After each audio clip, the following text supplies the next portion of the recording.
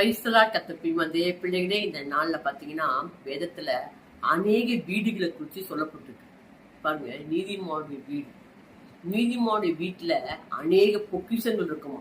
என்ன பொக்கிஷம்? ஞானன்ற பொக்கிஷம், புத்தின்ற பொக்கிஷம், அறிவின்ற பொக்கிஷம். நீதிமான ஆண்டாலே கத்த இயேசு கிறிஸ்து வீட்டுல இருப்பாரு. இயேசு என்ன அடங்கி இருக்குதுன்னா ஞானம், அறிவு, பொக்கிஷம் அடங்கி இருக்கான்.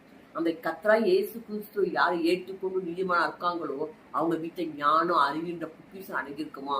ஏன்னா அது இயேசு கிட்ட எல்லாம் ஞானம் இருக்கான். எப்படி குடும்பத்தை நடத்துறது, ஞானமா எப்படி பேசுறது, எப்படி புத்தி எந்த இடத்துல எப்படி பேசுறது, எப்படி அறிவா நடந்துக்கணும்னு சொல்லி ஞானம், அறிவுன்ற புத்தி என்ன இருக்குமா, அந்த பொக்கிஷம் அடங்கி இருக்குமா. அது மாத்திரமில்ல, பாருங்க, புத்தி இல்லாத ஸ்திரீ வீடு எப்படி இருக்குமா, இடிக்கப்பட்டு இருக்குமா. புத்தி இல்லாத என்ன பண்ணுவாங்க, அந்த கையினால் வீட்டை இடிச்சு போட்டுருவாளாம்.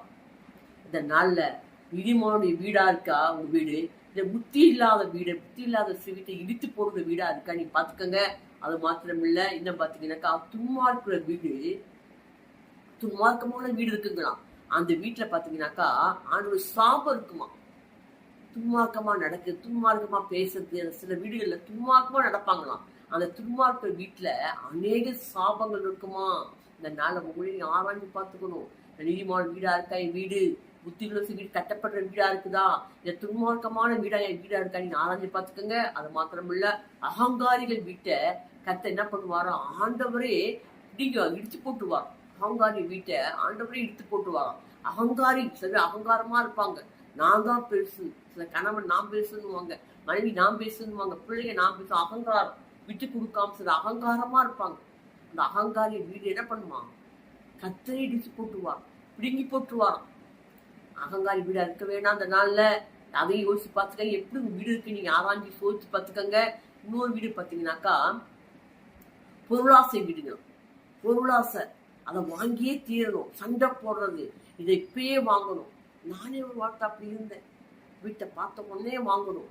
அந்த வீட்டை கத்தர் கட்டி தரணும். அது ஏற்ற வேலை, அந்த காத்திருப்பெல்லாம் கிடையாது. உடனே ஸ்பாட்ல ஏதோ ஒரு பொருள் வாங்கணுமா, வீட்டுக்கு டிவி எந்த பொருள் வாங்கணும் உடனே வாங்கணும். அதை இச்சிச்சு வாங்கும்போது வீட்டை என்ன பண்ணுங்க, சண்டை வந்துடும். சண்டையோட அந்த வீட்டை பொருள் வாங்கும்போது எப்படி இருக்கு யோசிச்சு பாருங்க. அதான் சொல்லப்படும் பொருளாசை வீடு என்ன பண்ணணும், பொருளாசைக்கார வீடு இடிந்து போன்னு சொல்லப்பட்டிருக்கு. இந்த பொருளாசைக்கார வீடா இருக்கா நீங்க யோசிச்சு பார்த்துக்கங்க. அது மாத்திரம் இல்ல, இன்னும் பாத்தீங்கன்னாக்கா அநேக வீடுகளை பத்தி பார்த்துருக்கீங்க. ஒவ்வொரு சோதிச்சு பார்த்துக்கங்க என் வீடு எப்படி இருக்கு.